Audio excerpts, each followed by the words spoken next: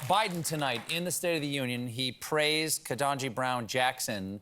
There are, 50 Democratic senators. Kamala Harris is the 51st vote. Do you think she will go through, or will some of the senators go, I don't know, am I really a Democrat?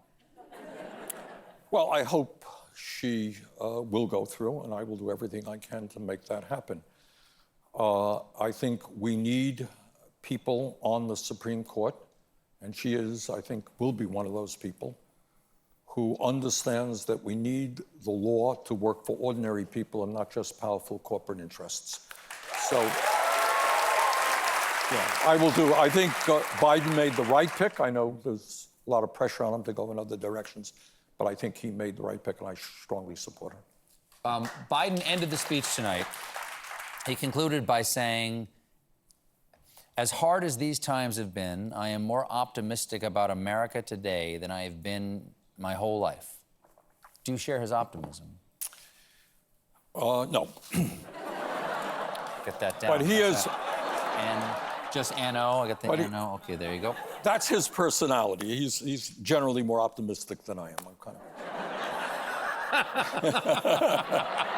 And it's a good thing. He likes people more than I like people, one of those things. But I think, look, this will be the moment that tests us in a way that we have never been tested in our lifetime. The crises are there. They are solvable.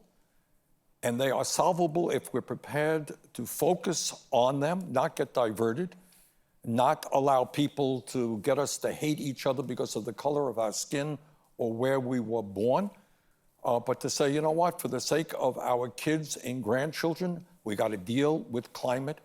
We have to protect American democracy from those who are trying to undermine it, that we have to have an economy that works for all and not just the 1%, and that despite what Putin is doing right now and our need to defend Ukraine, of course we have to do that, the goal has got to be that someday there will be peace on this planet rather than people going around killing each other. And that's the vision that we've got to have.